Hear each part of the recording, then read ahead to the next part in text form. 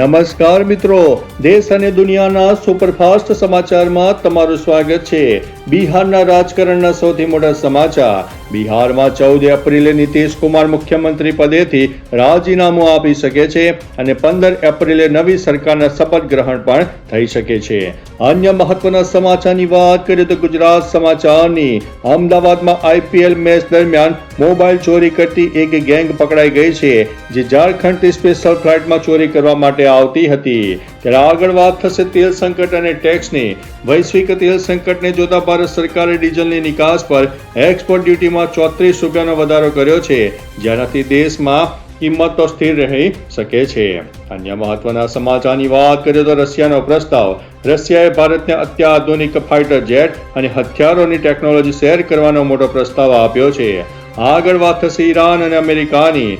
વાટાઘાટો ચાલી રહી છે, પરંતુ ઈરાન અને અમેરિકા વચ્ચે સીઝ ફાયર માટે પાકિસ્તાનના ઇસ્લામાબાદમાં 47 વર્ષ પછી પ્રથમ વખત સામસામે વાતચીત થઈ રહી છે।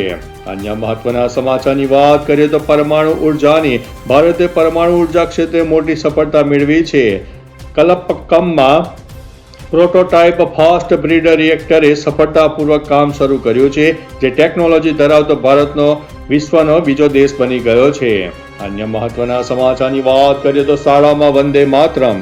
શિક્ષણ મંત્રાલયે નવા નિર્દેશો જારી કર્યા છે, જે મુજબ હવે તમામ શાળાઓમાં દિવસની શરૂઆત વંદે માતરમ ગાન સાથે ફરજિયાત કરવામાં આવશે। આગળ વાત થશે લાડલી બહેન યોજના। મધ્યપ્રદેશની મહિલાઓ માટે સારા સમાચાર છે। મુખ્યમંત્રી મોહન યાદવ લાડલી બહેન યોજનાનો 35મો હપ્તો એટલે કે 1500 રૂપિયા મહિલાના ખાતામાં જમા કર્યા છે। આગળ વાત થશે જ્ઞાતિ જનગણનાની। કોંગ્રેસ નેતા જયરામ રમેશે સરકાર પર આરોપ લગાવ્યો છે કે સરકાર જ્ઞાતિ જનગણનાના મુદ્દાને વિલંબમાં નાખવા માંગી રહી છે। આગળ વાત થશે ઉત્તરાખંડની, જેમાં ખાસ કરીને રોડ પ્રોજેક્ટની વાત કરવામાં આવશે। દેહરાદૂનમાં 6200 કરોડના ખર્ચે એલિવેટેડ રોડ બનાવવામાં આવશે, જેનાથી 30 મિનિટની મુસાફરી માત્ર 12 મિનિટમાં પૂરી થશે। અન્ય મહત્વના સમાચારની વાત કરીએ તો ડિજિટલ ટોલ। 5 રાજ્યોમાં ખાસ કરીને તમિલનાડુ, કેરળ, આસામ, પશ્ચિમ બંગાળ, પોંડિચેરીમાં ચૂંટણી ચાલતી હોવાથી ત્યાં હાલમાં રોકડથી પણ ટોલ ટેક્સ ભરી શકાશે। અન્ય મહત્વના સમાચારની વાત કરીએ તો નાઇજીરિયા દુર્ઘટના। નાઇજીરિયાની વાયુસેના દ્વારા આતંકવાદીઓનો પીછો કરતી વખતે થયેલા ગોળીબારમાં ભૂલથી પોતાના જ દેશના અંદાજિત 200 નાગરિકોના મોત થઈ ગયા છે।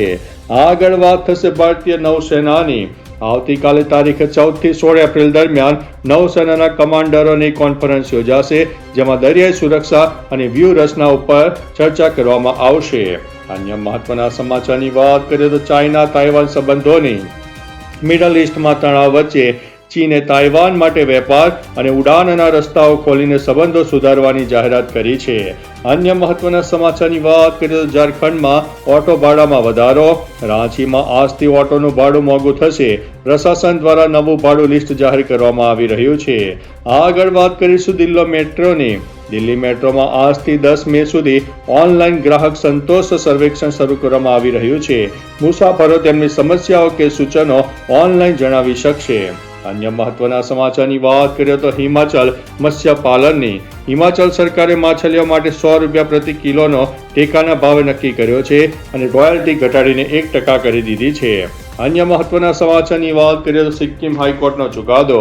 હાઈકોર્ટે ઠરાવ્યું છે કે જો કોઈ વ્યક્તિ ઘરની બહારના વ્યક્તિ સાથે લગ્ન કરે છે તો તેના બાળકોને વારસામાં સંપત્તિના અધિકારો મળવા અંગેની અરજી ફગાવી દેવામાં આવશે।